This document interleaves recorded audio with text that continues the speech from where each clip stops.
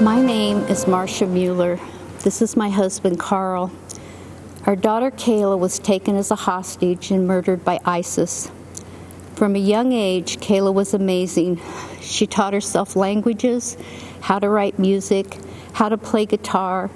She worked with troubled youth, military veterans, and Native Americans. Everywhere Kayla went, people smiled. Kayla had a gift to be able to see the world through someone else's eyes. She became a humanitarian aid worker, and when she was helping children at an orphanage in India, Kayla wrote, "I find God in the suffering eyes reflected in mine. If this is how you are revealed to me, this is how I will forever seek you." She went to Turkey to help Syrian refugees in 2012. In August 2013, she was asked by another aid worker to cross the border into Syria to help at a hospital. On August 4th, 2013, ISIS terrorists stopped her vehicle and took her captive. Kayla was mostly held in a 12 by 12 cell in solitary confinement. It was cold and dirty. ISIS terrorists shined bright lights in her face. They shaved her head. They beat her and tortured her. The leader of ISIS, Abu Bakr al-Baghdadi, raped her repeatedly. For 18 months, she endured. And we endured an agonizing back and forth between us, the Obama administration, and ISIS. We put all our faith in the government, but the government let us down. President Obama refused to meet with us until ISIS had already beheaded other Americans. To this day, we've never heard from Joe Biden. Instead, the Obama administration hid behind policy so much that we felt hopeless when they kept us from negotiating to save Kayla's life. The administration showed more concern for the terrorists in Guantanamo than the American hostages in Syria. The military prepared a rescue mission, but the White House delayed it. By the time it went forward, Kayla had been moved to another location. After 18 months of brutal torture, we learned from ISIS that Kayla had been killed. The Obama administration kept telling us they were doing everything they could, but their version of everything wasn't enough. What a difference a president makes. Under President Trump, U.S. Army Special Operators conducted a raid on al-Baghdadi's compound.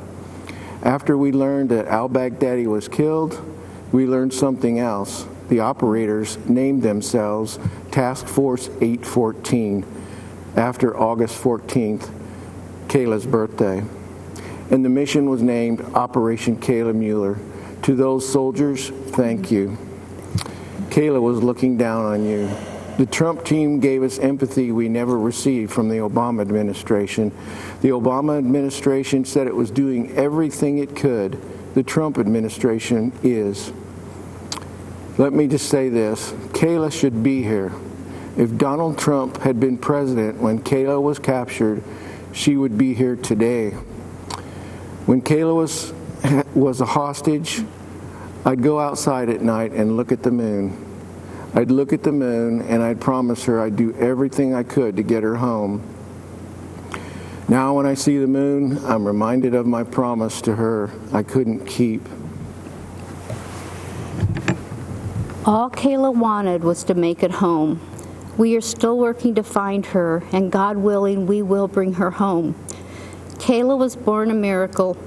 We were told we would never have a second child, but God gave us Kayla, and she gave herself to the world. 8 months into Kayla's captivity, another hostage was able to smuggle out a letter Kayla had written. As we read it, we could see that God was holding her in his arms. In her words, she felt tenderly cradled in free fall. She also wrote, "I have been shown in darkness light and have learned that even in prison one can be free. I am grateful. I have had many hours to think how only in your absence have I finally, at 25 years old, come to realize your place in my life.